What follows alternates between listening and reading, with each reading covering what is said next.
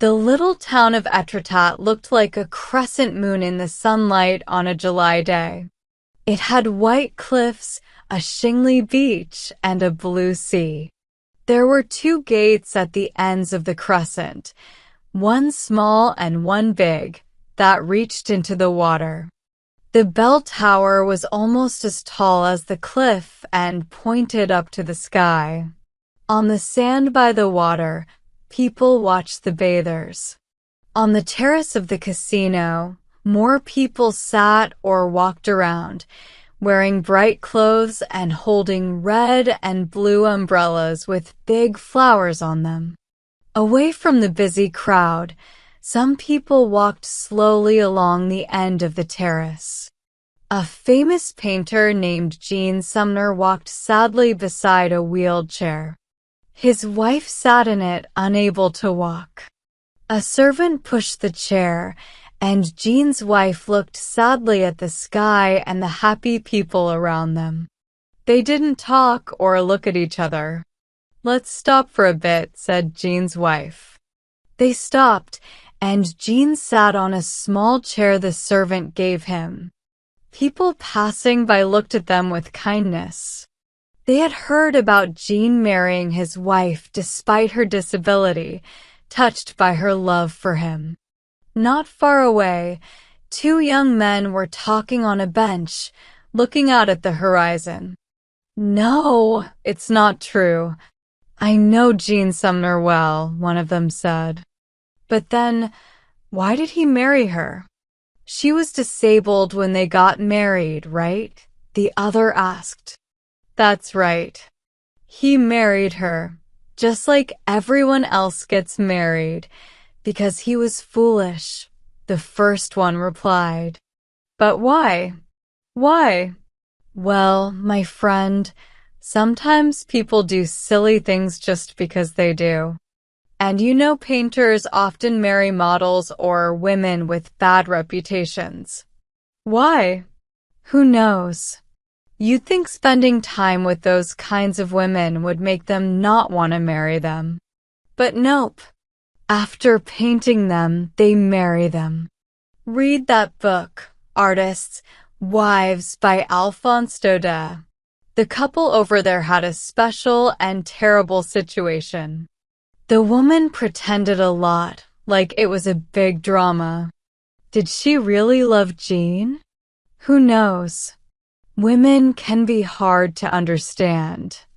They're sincere one minute, then angry or tricky the next. They do things without thinking and surprise us with their actions. It's hard to know if they're honest or pretending. But, my friend, women can be both honest and tricky at the same time. It's just how they are. They're very extreme in their feelings and actions, and sometimes it's hard to tell if they're being real or not. They have tricky ways to get what they want. Sometimes it's so hard to see it coming, but then you're surprised at how easy it was for them to trick you. And they often succeed, especially when it comes to getting married. Now, let me tell you about Sumner's story. The woman was a model, of course. She posed for him. She was pretty, stylish, and had a great figure. Sumner thought he loved her a lot. It's funny how when you like someone, you feel like you can't live without them forever. But sometimes that feeling goes away. To really be with someone, you need more than just liking how they look. You need to connect with them deeply. Well, Sumner thought he was in love. He promised to always be faithful to her and cared a lot about her. She was really good-looking and acted like she knew it. She talked a lot, saying things that sounded smart. She moved in ways that caught Sumner's attention. Her gestures were just right, making her seem even more attractive. For 3 months, Gene didn't realize that she was just like all the other models. He rented a small house for her for the summer at Andresi. One evening, I was there when Jean started having doubts for the first time. It was a beautiful evening, so we decided to take a walk by the river. The moon made the water shimmer with yellow light, and everything felt peaceful. As we walked, we felt excited and happy. We wished we could do something amazing or love someone special. We were silent, feeling the calmness of the night and the moonlight making us feel good. Suddenly, Josephine, that's her name, said, "Did you see the big fish that jumped over there?" He answered without looking, "Yes, dear." But she got mad. "No, you didn't see it because you had your back turned." He smiled. "Yeah, you're right. I was too busy enjoying the moment." She didn't say anything for a bit, then asked, "Are you going to Paris tomorrow?" "I don't know," he said. She got annoyed again. "Do you think it's fun to walk without talking?" "Smart people talk," she said, trying to make him angry. He didn't say anything. Then she started singing a song that had been bothering us for years. I was looking around. "Please be quiet," he said quietly. "Why do you want me to be quiet?" she asked angrily. "You're ruining the peacefulness," he said. Then they started arguing. It was a bad, stupid argument with yelling and crying. They went back home after everything was said. 3 months later, Jean tried hard to break free from their troubled relationship. She kept controlling him, making his life hard. They argued all the time and even fought. He wanted to leave her no matter what. He sold all his paintings, borrowed money from friends, and left her a note saying goodbye. He came to stay with me for a while.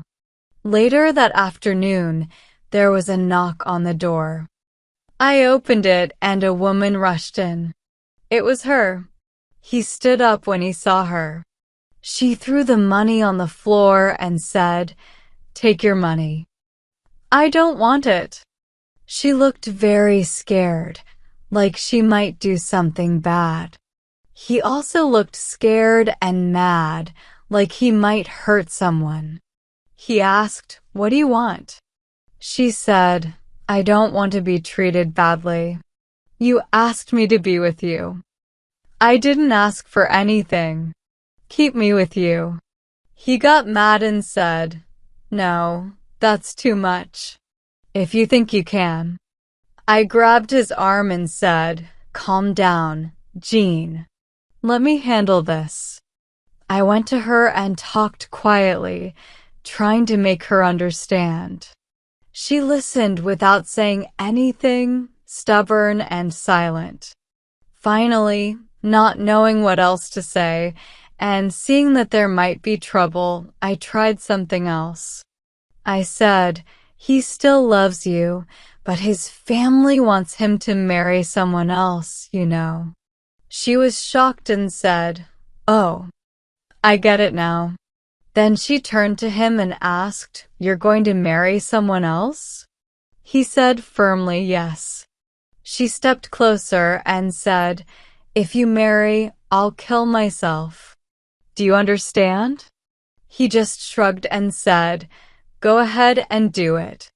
She was upset and asked, "What did you say?" "Say it again." He repeated, "Go ahead and kill yourself if you want." She turned pale and said, "Don't dare me. I'll jump out of the window." He started laughing, walked to the window, opened it and said, "This way." "After you." She looked at him with scary, wide eyes. Then, like she was jumping over a fence, she ran past me and him, jumped out the window, and disappeared. I'll never forget how big the window looked after she jumped. It seemed as big as the sky and as empty as space. I moved back, afraid I might fall out too." Jean was shocked and didn't move. They brought her back with both legs broken. She won't be able to walk again. Jean felt really sorry and decided to marry her. And that's the whole story, buddy. It was getting dark. The young woman was cold and wanted to go home. The servant pushed her wheelchair towards the village. The painter walked next to his wife, but they didn't say a word for an hour.